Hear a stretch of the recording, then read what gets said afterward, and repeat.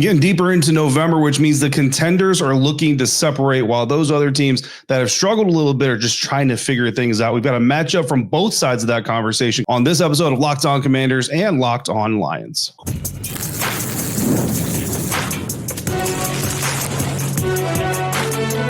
You are Locked On NFL Crossover, part of the Locked On Podcast Network.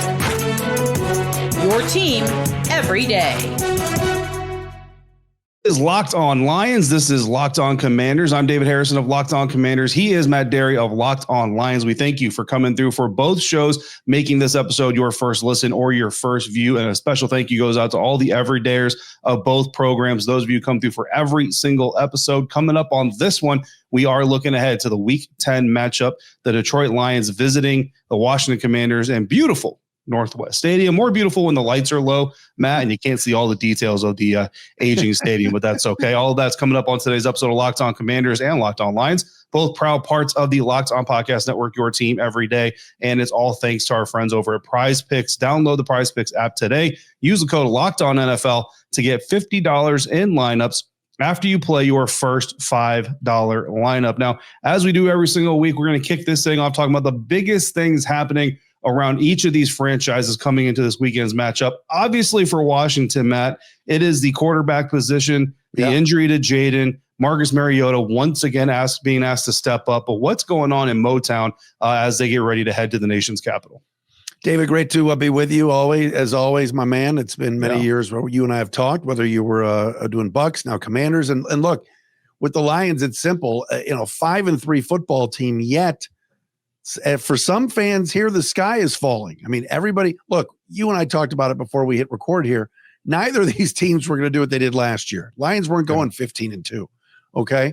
But with that being said, anytime the Lions lose, it is a surprise to this fan base because of how talented this team is. But biggest storyline is the offensive line. The Lions were dominant the last 2+ years with the likes of Ragnow and Sewell and Decker, and last year Kevin Zeitler in the interior of that offensive line at right guard. And this year it hasn't been the same. They got pushed around in week 1. Everybody went, man, what happened? Packers just annihilated them at the line of scrimmage. Went through the next 3 weeks and looked good. Bears, Ravens, Browns, probably even the next 4 weeks for the Bengals. Then the last few weeks again, breakdowns on the interior of the line. It's gotten to the point where Dan Campbell is even throwing the idea out there that Tristan Colon could be playing center this week and Graham Glasgow could be moving to guard, where last year he was the weak link of those 5 guys. So in Mahogany on IR now, they're starting left guard.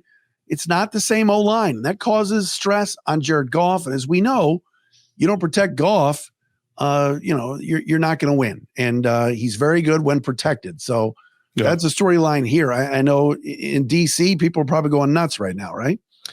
Yeah, I mean, it's a whole lot of hot, a little bit of cold, and very, very little in between. People are pretty much on one end of the extreme or the other one. But the thing I can tell you, Matt, is that the Washington Commanders, like Detroit Lions, obviously I don't think Dan Campbell, the Lions, are expecting it. If any Lions fans are thinking like, okay, well, at least this week you got a team that's probably on the verge of quitting, giving up, throwing in the towel, their season's over. That is not at all what you're going to be getting. We got to see the team for the first time this week on Wednesday, but even going back to like Monday, talking to Dan Quinn the day after their embarrassing loss to the Seattle Seahawks, even in the post-game locker room, obviously a lot of down feelings because of the injury to Jaden Daniels, not happy about the way they played, but certainly no give up, no quit in those guys. And on Wednesday, seeing them again, no give up, no quit in this team either. So the Detroit Lions are going to get the best of what the Washington Commanders have to offer. Now, the part of that just made some of my listeners probably laugh a little bit or snicker a little bit is the best that the Commanders have to offer has not been great this season. And the season started off on that roller coaster that the Lions are kind of on right now, where it's a little bit of up, a little bit of down. But then the thing just plummeted, right? Like this might be the steepest drop in any amusement park in America if it was a roller coaster at this point. So that up and down that the Lions fans are going through, Commanders fans would kill for a little bit of up right now. And certainly they're hoping to get that in week 10. But this game, every game starts with the quarterback, right? And Jaden Daniels, not just a dynamic player, not just a dual threat playmaker, but really in a lot of ways, maybe not the heart and the soul, because you do have some other leaders on this team, but definitely the heart of this team. And when he went down with the injury at Northwest Stadium on Sunday night, man, I mean, the air just went out of the stadium. I think even Seahawks fans in that stadium just could not believe what they were witnessing, and maybe even felt a little bit of the emotion that was just swelling around the organization. So it's a significant loss for Jaden Daniels, for the Washington Commanders rather. And it's one that I think does impact a little bit of the strategy of this game. I'm looking to find out who is going to be the player, the coach, the collective. Like, how are they going to do it? Someone's got to find a way to shake free of the energy, shake free of the weight of everything that's gone on for this team, and find a way to get that juice. And the problem is you're doing it against a Detroit Lions team that is literally led by the ultimate battery. Like, if there's one coach in the National Football League that can just give his team juice by himself, it's Dan Campbell. But then they've got other guys like Aiden Hutchinson. So I don't know if the Lions are a team that this Commanders team can come in with a spark and then let it fade and try to find it later on in the game. I mean, I watched you guys obviously the other night, and all Lions fans did. Everybody's watching the Sunday night game, and it was stunning to me to see Sam Darnold just 13 out of 13 and just picking the secondary apart. And I know we'll talk about that in a second in matchups, but I just wonder if you just don't have enough bodies. There's only so much attrition you can take. We saw it last year in the playoff game. You and I talked about it before that postseason game last year. Commanders were riding high and they were healthy. The Lions defense it was too much attrition. And also they were off a bye, and I think they were a little bit fat and sassy after winning 15 regular season games. But Dan Campbell's teams have not lost 2 in a row in 3 years. They always seem to bounce back after a loss. And I have every reason to think that they'll be just fine this weekend. But I agree with you. I don't think it's going to be some cakewalk. But as far as bodies left, I mean, my gosh, I thought Luvu was going to miss this game, David. And that was a big break to get him back.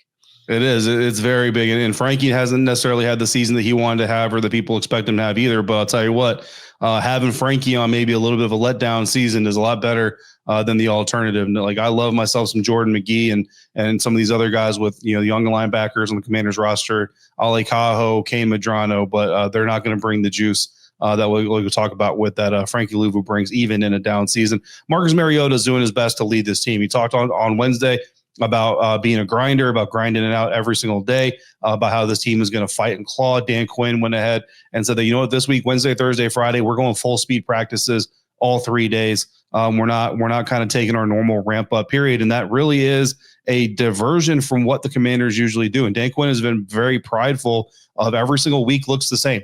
Come off of a really big win, it's the same thing the next week. Come off of a disappointing loss, it's the same thing next week, because we're not going to get caught up in the emotions of everything. But I think this is a sign that Dan Quinn is understanding, like, look, my guys need to understand the severity of this. They need to understand the situation that we're in. It is not the same thing every single week. This week is different. And the hope is it's going to help spark a little bit of a different result when he talks about his team's backs being against the wall, playing a little bit more disciplined with real discipline, as he put it, not just, the discipline you see on there to try to be tough and try to go make big plays. Just do your job. It's a cliche that Bill Belichick made incredibly popular, but it's been around long before Bill Belichick was around. But just go out there, do your job. Don't try to be a hero. And if you can do that, maybe you can get back to some of the defense we saw Monday night against the Chiefs, at least until Patrick Mahomes started doing Patrick Mahomes things. Because as you know, Jared Goff, a little bit of a statuesque quarterback, which is usually a nice way of saying he don't move too good. So if you can keep him in the pocket and you can harass him a little bit with that suspect offensive line, then perhaps more than a touchdown underdogs at home, the Washington Commanders can do some good things. So they're going to go out there and they're going to try to compete, Matt. That's the bottom line. Some Commanders fans and even some media might be in draft mode. How many losses can this team stack up to get a good draft pick? Yeah. The Washington Commanders are coming in Sunday afternoon looking for a win, and there are key matchups from both sides of this thing. They're going to determine which side of this matchup gets that all-needed victory as we get towards the middle of November. We'll talk about those coming up next on this crossover episode of Locked On Lions, Locked On Commanders, part of the Locked On Podcast Network, your team every day.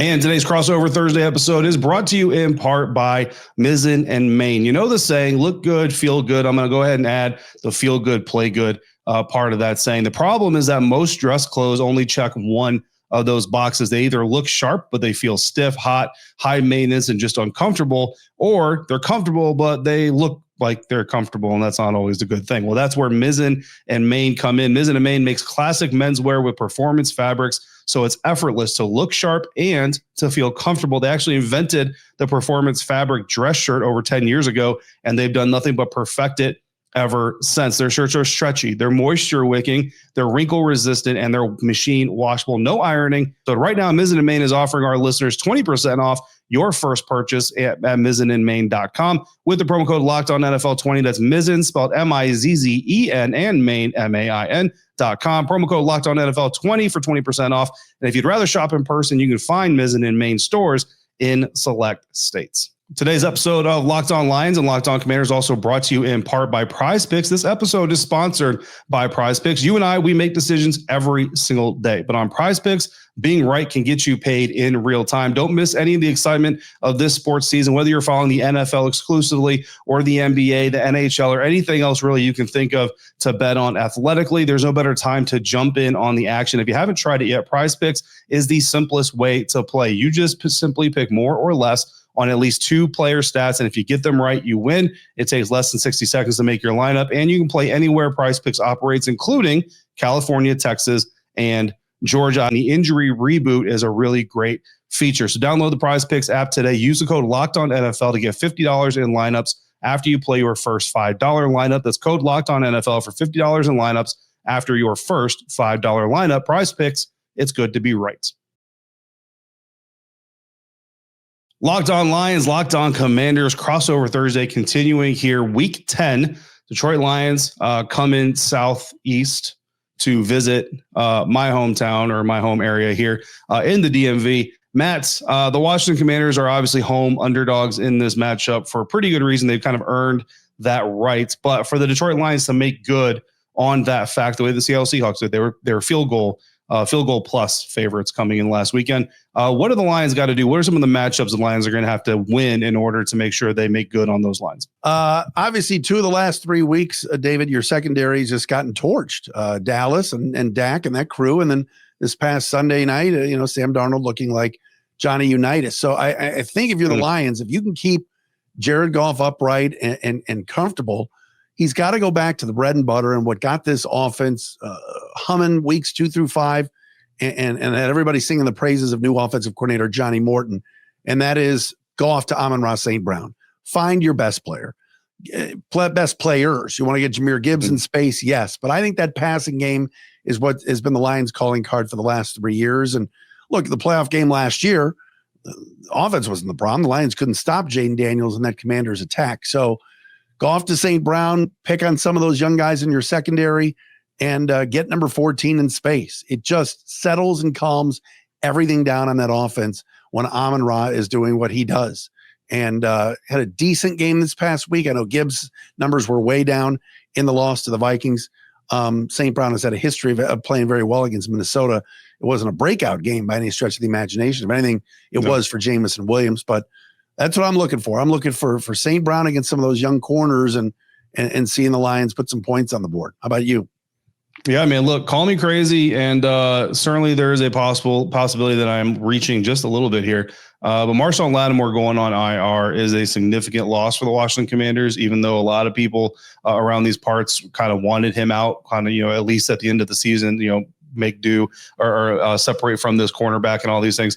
Still definitely one of the better cover guys on the team. Trey Amos, their standout rookie, is dealing with a hip injury. He is practicing, but we'll see what his status is at the end of the week. So that means that Jonathan Jones probably going to step up and play a little bit. Noah Igbenogany is probably going to be able to step up and play a little bit. He's been inactive for the last 2 weeks. And then, of course, you got Mikey Sainristil, who's got inside and outside ability. And, oh, by the way, you got safety Quan Martin, who is a non-participant at practice on Wednesday, along with Terrell Owens. I can't believe I did that. Tyler Owens. We call him T.O., right? So Tyler Owens, another safety who is a non-participant in practice. So the weird thing about all that is, and then this is kind of weird to try to steer into the injury bug and everything else, you actually have the possibility if you're Joe Witt Jr., the defense coordinator of the Washington Commanders, to throw a formation and a look at the Detroit Lions that they haven't seen yet. If you move Mikey Sainristil back outside, where most of us believe he was better last year than he is back inside this year, bring Noah Igbenogany back inside, where he was pretty effective for most of last year. Have Jonathan Jones outside if Trey Amos can't go or is limited. You have a different safety tandem, maybe, Darnell Savage and Jeremy Reeves back there. It just gives the Lions a little bit of something that they haven't been able to scout. And maybe for at least 1 week, it gives you an opportunity to get some stops that you otherwise wouldn't probably get, especially during this downward turn. And that might help the offense stay into a game that you really don't want to turn into a shootout, but you're going to need to rely on Marcus Mariota to make some plays. And in order to do that, you got to keep them upright. And that's where Laramie Tunsil and Josh Connolly Jr. come in against these Lions defensive ends. Aiden Hutchinson. If you're watching this on YouTube, you can't see it right now unless we're in the ad break. But I got an Ohio State helmet behind me. Why? Because I was born and bred to be a Buckeye fan. So I've known Aiden Hutchinson's terrorizing presence for a while now. Yeah. He wasn't available for that playoff game, unfortunately, for Detroit. This will actually be the second time I get to see Aiden play in person. The last time he beat the team I was covering. So I'm hoping to break that train just a little bit here. But he's got 7 sacks this season. Al-Qadim Muhammad has 6 sacks this season. Pass protection has not been the strongest forte for this Washington Commanders offensive line, especially as of late. Josh Connolly Jr. Posted a 43.6 pass blocking grade on PFF as recent as week 7. Sam Cosmi allowed 4 pressures in week 8, and he's still come back from his knee injury. So the protection, especially against those 2 D ends, Matt, is going to be incredibly important in this game, if not the most important thing, or else the Washington Commanders may not put up a single point in this entire game. Well, you mentioned the guys on the exterior and the edge. A guy to watch for the Lions, too, is Aleem McNeil. Excellent against Tampa Bay a couple of weeks ago on that Monday night affair against Baker Mayfield. Really pushed back the middle of that Bucs offensive line and forced Baker into some bad throws. Aleem was a non-factor on Sunday against the Vikings. I think it was almost bad luck that he came back from his ACL. First came back, he torched the Bucs, and then he had to sit out a week for the bye week. And he was not himself. The Lions really weren't themselves in this game against the Vikings last Sunday. So if Aleem can get some middle push, you mentioned Hutch and what he does. Muhammad's been a nice surprise here the last couple of years. It's funny. This summer, it was all about Lions need another edge opposite of Hutchinson. And what are they going to do? And how could Brad Holmes, the GM, not go get somebody? Why not bring back Zadarius Smith, who obviously went to Philly and then retired? Mm-hmm. They drafted Ahmed Hassanin in the 6th round, and he's not even on the roster at the moment. So they've been okay with the edge room. Some of those guys have stepped up and played well, but that's not the issue with the defense. It's just been youth in the secondary based off of injuries. Kirby Joseph might be back this week. Terrion Arnold was back last week, and I thought played pretty well. I thought PFF's grade for him was a little bit unfair. I thought he performed. But if the Lions can get, you're right, if Hutch starts eating and doing his thing, it could be a long day, certainly for Mariota. Now, I do want to throw one more matchup here for you, man. I want to get your opinion on this one because I know statistically Detroit Lions have been very stout up the middle in stopping the run. Outside to the right side of the offensive formation hasn't been as stout, but I feel like you gotta run up the middle to at least keep that defense honest and do all these things, and maybe that helps open up some of that edge ability. I would love to turn to a defensive matchup, but truthfully, I don't really know what to tell you to expect from this defense because they've just been very terrible. And so I'm going to stick to the offensive side of things. Chris Rodriguez Jr. 2 weeks early in the season, the Washington Commanders came out and they gave Chris Rodriguez Jr. the start. They set the tone with him. Things worked really well. They ran for over 200 yards in one of those games. They ran for over 150 yards in another one of those games. And he really hasn't seen much, if any, action since then until they were down 21-7 to the Seattle Seahawks. Yeah. Then Chris Rodriguez Jr. gets involved. And for the most part, until the game was just so out of reach that they had to just pass the ball constantly, he helped them establish at least a little bit of a rhythm, a little bit of a tone. So a lot of us out here have our fingers crossed that maybe Chris Rodriguez is going to get an opportunity to play a little bit early in this game before it's out of reach. If that's the case, he's best working up the middle. The idea, deliver some body blows to that Lions defense to soften them up a little bit, but also shrink them in a little bit, and then maybe get Ja'Cory Krosky, Merritt Bill, as we like to call him, around that edge. Is that a sound strategy covering the Lions defense, or is that something that, nice try, it's not going to work anyway? No, I would say in most games this year, the Lions have been very good between the tackles and stopping the run. It's all led by Jack Campbell, their middle linebacker, who's been very, very good this year. Jack did not have his best game this past week. I was surprised at how much Aaron Jones and Jordan Mason were able to get loose in that game. I think it just started with the Lions they just weren't comfortable defensively, and they were thrown off. They went up 7-0, and then they got a little bit fat and sassy, to be honest. I think this week, trying to run between the tackles, not the best idea. I think the Lions defense there is pretty good. What I think Minnesota did well was some misdirection stuff, some stuff in motion.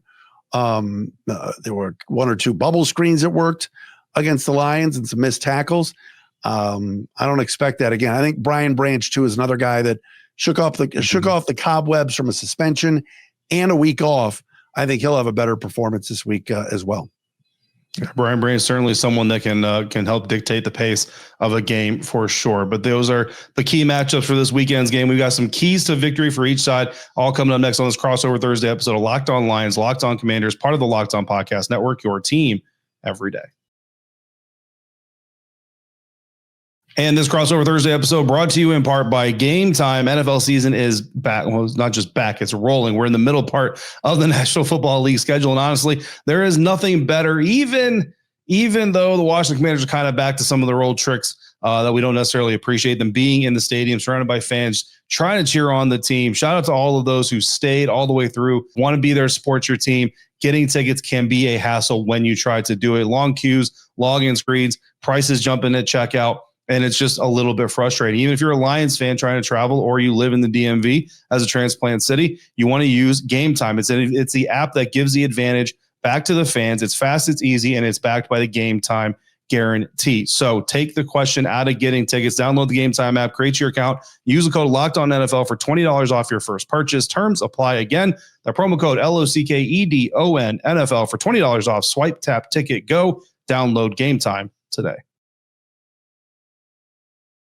Wrapping up this crossover Thursday episode of Locked On Commanders, Locked On Lions. I'm David Harrison. He's Matt Dery. And we're talking about what is going to happen, or what could happen, I should say, for each of these teams to get a win. The Detroit Lions looking for their 6th win, correct, Matt? And the Washington Commanders, of course, looking for their 4th win, trying to snap a losing streak. Really long flight to Spain coming up for me, Matt, if this team carries a 5-game losing streak into Madrid. But You're going? What are the keys? I am going. I love it. What are the keys for the Detroit Lions to make sure that I have to pack a 5th L in a row in my carry-on luggage? Well, if you're traveling on Ross Jackson's dime, you'll be just fine. The proprietor of the Locked On NFL. No, I said it before. The Commanders' pass defense, 4th worst in the league. So let's get back to Lions. I'm not saying that this is the greatest show on turf or anything like that, but when the Lions are rolling, that passing game's clicking, the play action game, you got Montgomery and Gibbs on the ground kind of leading to that pass game. But we've kind of waited for Jamison Williams to break out. He had a really nice game the other day after offensive coordinator John Morton said, it's my fault, I'm not getting on the ball. Now this week, Dan Campbell says, we got to get Isaac Tesla more involved. So you got St. Brown, you got J-Mo, you got Raymond, you got Tesla. You got plenty of weapons on this offense. Laporta in the passing game as well. Make it happen. Commanders secondary's banged up, like you said. Lattimore and others out. Take advantage of it. Give Goff some time to throw. And I think if the Lions score some points and score early, I'm not saying they're going to do what Darnold and Seattle did, but if they could do something similar and get it rolling, there will be some confidence on that sideline. And give the defense a little bit of time to breathe and kind of go after Mariota. So I think first and foremost, Lions passing game, getting Goff in good rhythm is going to be huge. And certainly it starts with center and left guard, which I don't know right now what that's going to look like. Yeah. I watched the Lions game recently. It was I think it was 3 weeks ago. And I think Brian Branch was serving a suspension. Players were injured. And the question coming into the game was how is this secondary going to hold it together? And keep this opposing passing game from going on. I don't remember who the opponent was, to be honest with you. But I remember that coming out of that game, everybody was really impressed. Man, this secondary of a lot of guys who just don't, nobody knows. Honestly, Nick Whiteside, former Commanders player, really stepped up in that game. And I was looking at it, I was like, you know what, man? You know what this is? This is a secondary full of guys who are just doing what they're asked to do. They're not doing anything extra. They're not trying to be Superman. They're just doing, what does this play call ask for me to do? That's what I need to do. And I just do it to the best of my ability. And I think that's the way when you have an injured unit, a banged up unit, That's the way they step up and rise up together, is just 4 or 5 guys, however many it is, just doing what they need to do. That has not been the trend for the Washington Commanders defense. No, that has not been the trend for some of the Washington Commanders just in general. Matt, they need to do 3 things that they have not done in quite a while for me to win this game. And that's a pretty tall task to ask a team, any team, to do 3 things they never do. Run the ball smart. That's number 1. Not just run the ball. Look, you look at the stats, you say the Washington Commanders have the 4th best rushing attack in the NFL. What you don't see if you're not a Commanders fan or Commanders media is that stat, they were number 1 not a month ago. And then they were number 2. And then they were number 3. And now they're number 4. What does that tell you? This is a rushing attack that is going the opposite direction. And for me, it's because they're not being creative in the way they set up the run, and they're not being smart in how they use the run. So do that. Go back to that Minnesota Vikings tape. Take a little bit of what Aaron Jones and the Minnesota Vikings offense was able to do. See what you can steal from it and see if you can exploit some of those same things. Run smart. Don't just run to run. Run smart, because Marcus Mariota cannot keep this team up in a shootout. Win the turnover battle. Detroit is +6 in the turnover differential this season. The Washington Commanders are -6. You literally couldn't get on any more opposite ends of this battle if you tried to. Marcus Mariota's 4 interceptions on 88 attempts this season. He's got to protect the football, and that defense has got to go get the football. However, they got to go get the football by just doing their job. So it's kind of a little bit of a contradictory emotion going on there, and then get red zone stops. Interestingly enough, Matt, just like the rushing game, at one point in time, the Washington Commanders had one of the best red zone defenses in the National Football League. Then came week 8, and they allowed a 100% red zone conversion rate. Then came week 9, and they allowed a 100% red zone conversion rate. Again, it's no longer bend, don't break. It's bend and then break. The Washington Commanders have got to find a way, even though they're more banged up now than they were entering week 8, find a way. Joey Jr. is moving from the box to the sideline. Find a way to motivate the troops. Find a way to get it done. You cannot let the Detroit Lions just score touchdowns every time they get inside the 20, or else this might be a very empty stadium by the time we reach the midway point of the 3rd quarter yet again. That's crazy that they're -6, especially with where they were last year and how opportunistic that team was under Dan Quinn. One other thing real fast on the Lions, 10 penalties last week was unlike them at all. This has not been a Ben Johnson type Bears team or a classic Raiders 12 penalties type situation. Lions were very sloppy last week, and that's got to be cut in half. You know, if the regardless of whether the Lions are going to win, and I think they are, and everything else, you're on the road. It's 4:25. It's going to get dark early. Stop with the false starts and 2 men in motion. Just these were pre-snap stuff that's unlike what a Dan Campbell led team is doing. So clean some of that up, and I think they'll be in decent shape. Yeah, man. Commanders are if we had a 4th key to victory that they are not doing that they need to do, it's clean up the penalties as well. False starts leading the way for the Washington Commanders in penalties, and then holding. And Dan Quinn specifically on Wednesday even pointing to holding calls on run plays. Zero reason to get hold calls on run plays. One thing when you get beat off the edge and you're like, oh no, I need to save my quarterback's life. Let me reach out here and grab this guy by the jersey. Okay. But holding penalties on run plays, those are even more unforgivable. So a lot of mistakes to clean up there on both sides, apparently. But we will see if the Washington Commanders can get on a little bit of a climb in this roller coaster season. And if they do, Matt, I have a feeling your audience is going to be on a little bit more of a dip than they may already be, even at 5-3. That is going to do it for this Crossover Thursday episode. Ladies and gentlemen, next time on Locked On Commanders, Locked On Lions, we will be wrapping up our respective weeks and talking about what you can expect to see this Sunday afternoon in Landover, Maryland. Moving forward, for your next listen, check out the Locked On NFL podcast. Tyler Rowland in the morning, Tony Wiggins in the afternoon, 2 doses a day of the national outlook on the National Football League. Find it on YouTube, wherever you're listening to this podcast. And we will all see you, talk to you next time on Locked On Lions, Locked On Commanders, both parts of the Locked On Podcast Network, your team every day.